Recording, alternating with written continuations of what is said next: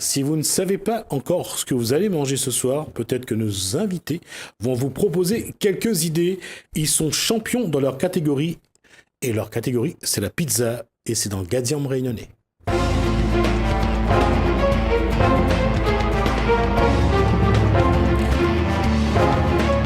Alors, on va présenter ces messieurs. On va commencer par Joël Gauvin.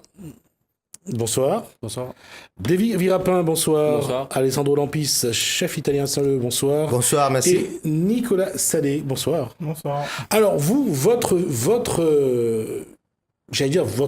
savoir-faire, c'est la pizza. Une question, comment ça se fait? Alors, il y a un italien, à la rigueur, je pourrais dire que je comprends. Et pour les autres, qu'est-ce qui vous a amené à tomber dedans? Qu'est-ce qui vous a fait tomber dans la pizza? Personnellement, c'était d'abord une histoire. J'ai rencontré mes patrons, c'est une histoire d'affinité. D'accord. Et j'avais déjà un certain lien avec la cuisine par rapport à mes parents. Et aujourd'hui, je suis pas associé les deux. Ma passion de la cuisine et de la pizza, à travers mon travail et les championnats. D'accord, pour les autres, Davy et Joël? Moi, c'est en fait la passion et la satisfaction d'un travail bien fait en fait. J'avais déjà la pizzeria et on a pris un virage dès 2013 justement pour voir ce qui se passait en termes de savoir-faire et tout. On a fait des formations, j'ai enchaîné sur les championnats et tout est venu petit, voilà quoi. On a tout fait, ça s'est bien passé. Mais pour moi, c'était une reconversion professionnelle. Donc du coup, j'avais une passion pour la cuisine, mais dans laquelle je ne savais pas. Du coup, j'avais fait une étude de marché en rapprochant plus sur les pizzas. Et après, je suis allé me former sur une école au Centaure à La Réunion, qui était au premier niveau, mais qui était une formation basique. Et donc après, je me suis approfondi un petit peu plus sur la pizza et l'empattement vraiment italienne. Et que cette école se situe à Saint-Pierre, l'école Manzel Pizza à Tirigoro. La question, et j'espère ne faire injure à personne, Alessandro, surtout pas aux Italiens, surtout pas sur ce plateau, on évitera les incidents diplomatiques pour l'instant. La pizza, c'est vraiment de la cuisine? Mais oui, absolument. Surtout aujourd'hui, c'est de plus en plus l'engagement des pizzaiolos vers la pizza de qualité. Et on a compris que dans les pizzerias, il y avait des limites d'équipement, surtout, bien sûr, parce que normalement, dans la pizzeria, il n'y a que le four pour la cuisson. Et pas tous les ingrédients, forcément, on s'adapte. Le mieux, c'est de les cuire au four. Et c'est comme ça que les pizzerias, on a cherché de plus en plus la collaboration et la participation des chefs de cuisine pour améliorer la qualité des produits pour dresser ces pizzas. Et c'est comme ça que je pense qu'il a commencé la collaboration entre les pizzaiolos et les chefs de cuisine. Ça, c'est en général. En plus, la Réunion, c'est plutôt jeune. La chose, c'est plutôt récent. Je veux dire, ça fait 4 ans qu'on travaille à ces projets d'engagement, moi personnel, à côté des pizzaiolos pour mettre à disposition tout ce qu'on connaît, toutes les techniques de cuisine modernes et pas modernes pour améliorer les produits servis et pour servir les meilleurs produits possibles à les clients. Alors, la pizza au départ, c'est de la pâte, de la sauce de tomate, du fromage, après le champignon. C'est quelque chose de très simple.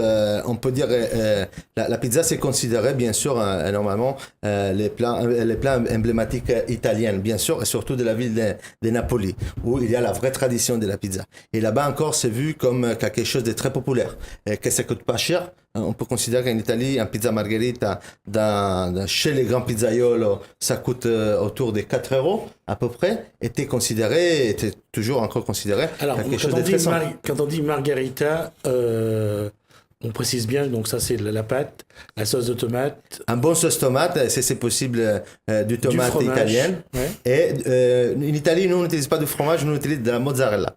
D'accord. C'est ça.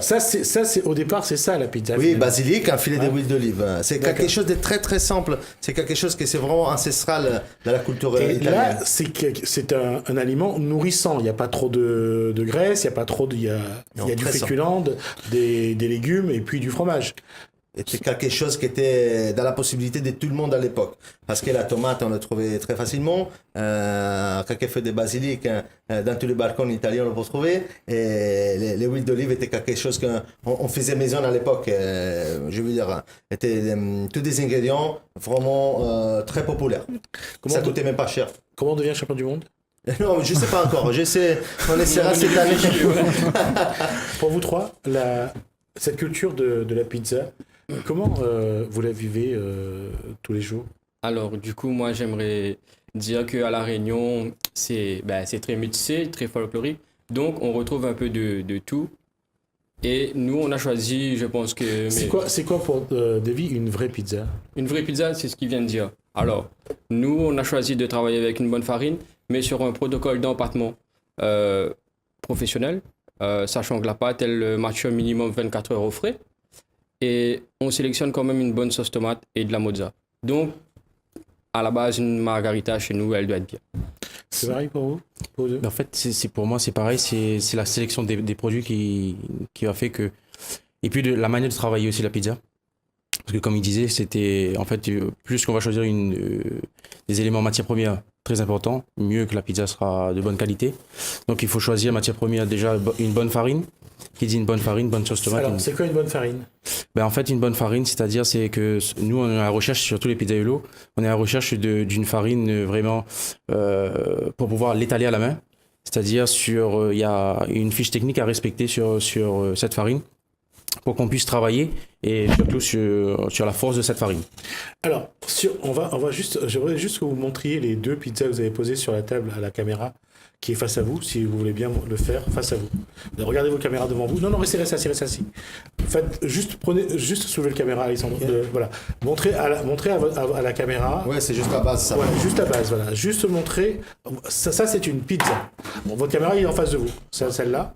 Voilà, si la caméra peut bien me montrer, voilà. Soulevez un peu plus. Ouais, bien sûr. Soulevez un peu c'est plus. juste un... Voilà. Ça, c'est juste un... En fait, voilà. Ça, c'est une pizza. Une pizza. Ça, c'est un pizza, oui, bien sûr. C'est un pizza qui est bien. C'était cuit à la minute d'un pizzerier qui est sortant bien chaud d'un four à bois. Était sûrement plus joli aussi. Je veux dire, On va dire que là, d'un plateau télé, on fait avec. Ça, c'est une pizza à quoi?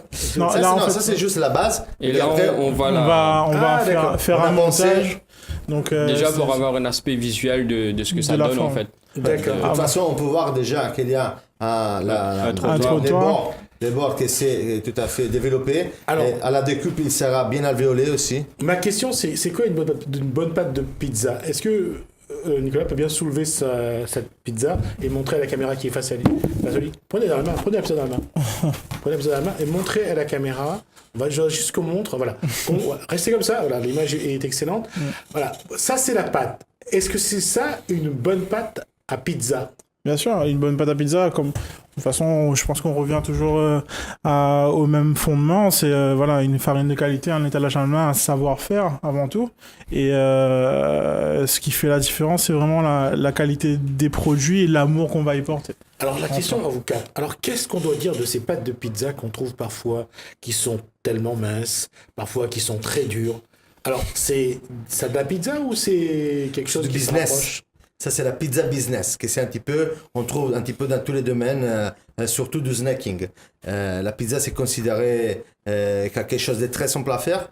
Dans la plupart des gens, on pense que ça suffit de mélanger un petit peu de farine, un petit peu d'eau et ajouter un petit peu de levure pour avoir une pizza. C'est pas tout à fait comme ça, absolument. Il y a un vrai travail. Le métier d'un pizzaiolo, c'est un métier dur. Et surtout, il faut considérer qu'un pizzaiolo, pour rester un pizzaiolo moderne et qui fait de la qualité, aujourd'hui, il dépense beaucoup de temps pour ses formations et surtout beaucoup d'argent. Parce que les formations, ça coûte cher en plus et ça prend énormément de temps. Et ça, je trouve que c'est l'engagement de ces groupes de pizzaiolos représentés aussi aujourd'hui par mes collègues et aussi des autres qu'on n'a pas la chance d'être avec nous aujourd'hui, qui sont en pleine préparation des championnats. Et ils se sont engagés vraiment à se former en continuation. Il y a Thierry qui part tous les années avec Valérie pour se former chez les moulins, qui est un vrai technicien de la farine. Il faut connaître vraiment tous les processus chimiques aussi qu'on passe dans la pousse de l'épâton et bien sûr dans ses maturations aussi. Il y a une vraie connaissance. Et aussi bien sûr sur les techniques après des cuisines pour avoir un bon produit aussi à mettre sur notre pizza. On arrive à la moitié de la partie de votre partie. Alors je vais vous demander de décorer vos pizzas et on va continuer à discuter.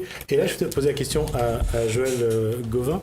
Là, est-ce que c'est quelque chose de naturel aujourd'hui quand on voit que finalement c'est ce qui se fait à La Réunion s'adapte aux produits de La Réunion. Est-ce qu'une pizza bouchon, ça reste une pizza? Est-ce que pizza bread chouchou, pizza bread cela, est-ce que ça reste une pizza? Par contre, je vais demander à David de s'asseoir parce que j'aimerais qu'on puisse avoir la caméra. Merci.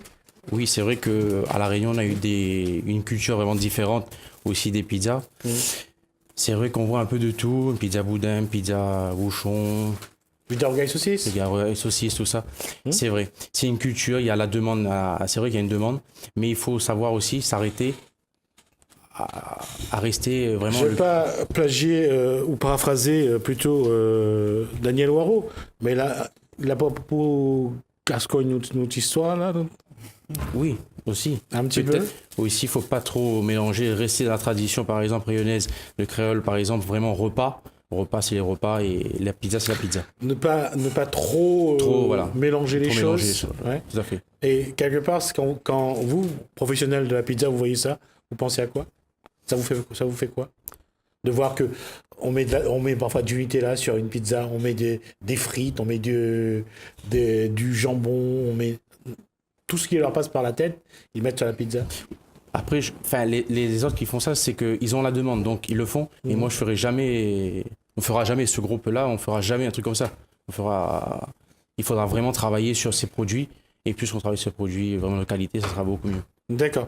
Là, c'est comme ça, c'est là la pizza Oui, c'est très simple, c'est quelque chose qu'on a adapté bien sûr à notre possibilité d'aujourd'hui. de pencher un petit peu face à la caméra. Voilà, mettre comme Non, ça. non, de soulever encore un peu. Voilà. Comme ça. Penchez un petit peu plus. Comme ça. Pour qu'on voit. Non, on le voit pas là. On Non, va essayer de l'autre côté. Non, la caméra est là. Ah bon, alors, je fais comme ça. Je suis pas habitué. Faut juste le soulever un peu plus pour lui. Hein. Et ça va. Voilà. Non, on va pas. Donnez, je vais faire. Tiens, c'est bon.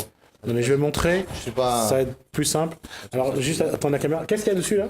On a fait Alors, on va juste montrer, voilà. en version revisitée, bien sûr, de la carbonara. On a D'accord. utilisé les mêmes ingrédients. On a choisi. Et qu'est-ce qu'il y a dessus? C'est de la viande, ça ou Ça, oui, c'est de la jus de porc. Et chez nous, on d'accord. s'appelle guanciale, bien sûr. Ouais. Et c'est avec ça qu'on fait. Je vais pas trop le pencher parce que sinon ça va couler. Ouais, Ouais, bien sûr.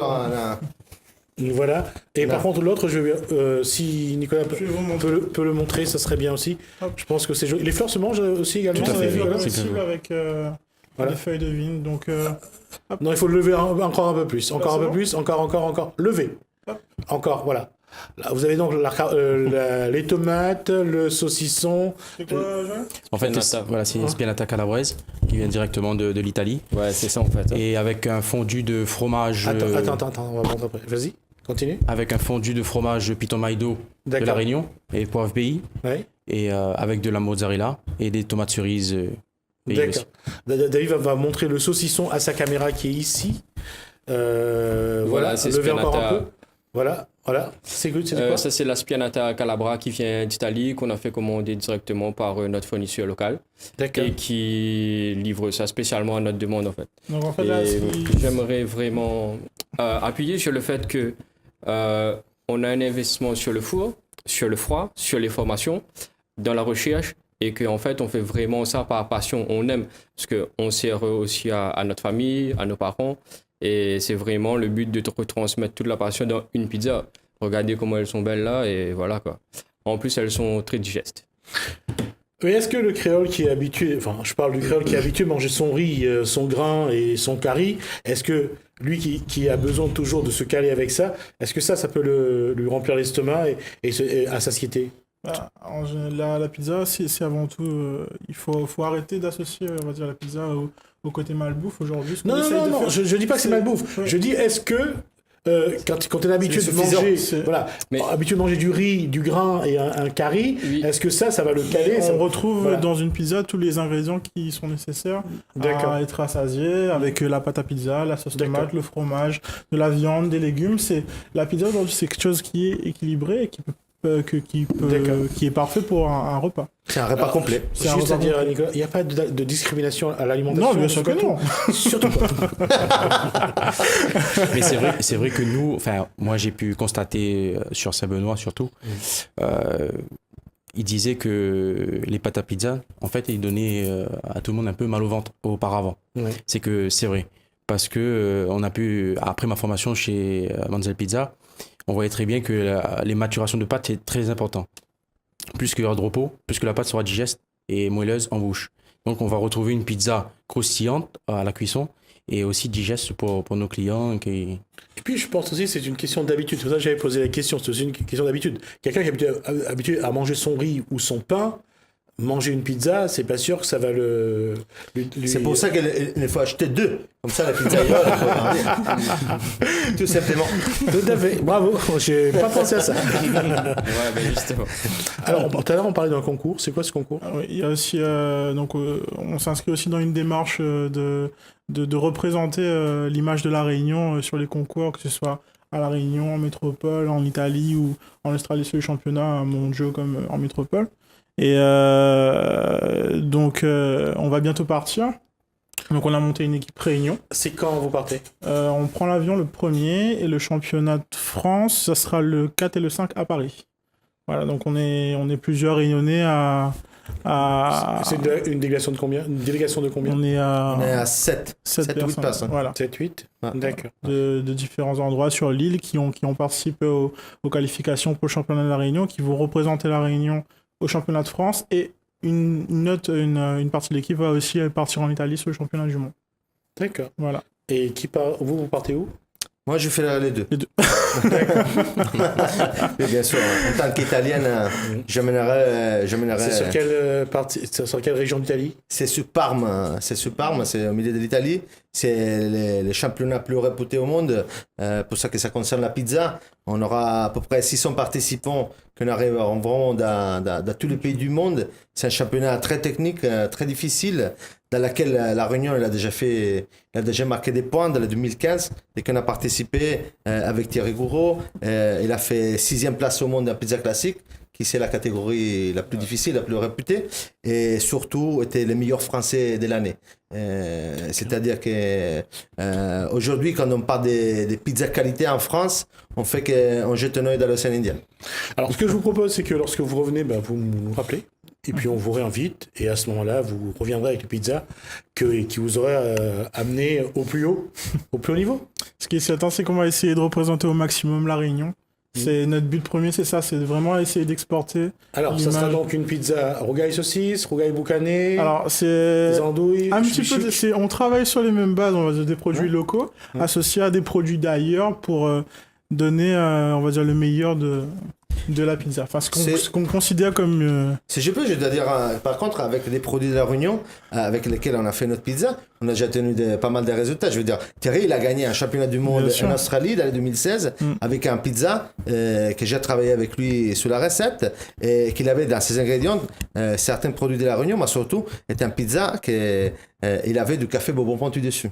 Et c'était quelque chose de vraiment très malin parce qu'on arrivait à trouver une très bonne recette, un très bon mariage pour proposer aussi les cafés que normalement c'est pas du tout un ingrédient que quelqu'un peut imaginer sur une pizza, mais avec ces pizzas on a étonné la jury et on a gagné aussi déjà. On a un champion du monde réunionnais déjà, je veux dire. D'accord. En tout cas, merci à vous quatre. En tout cas, ça a été un plaisir en tout cas de vous accueillir. Donc, je rappelle Joël Gauvin, je rappelle David Virapin, Alessandro, donc Merci. Lampis et Nicolas Sadé. Merci à vous quatre. Ça a été un plaisir en tout cas. Merci. C'est une fraîcheur d'accueillir des gens qui ont une telle passion de leur profession.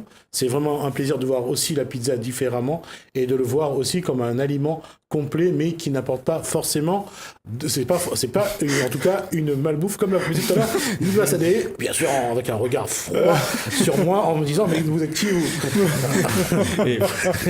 Merci en tout cas à vous. On vous souhaite en tout cas bonne chance pour la compétition.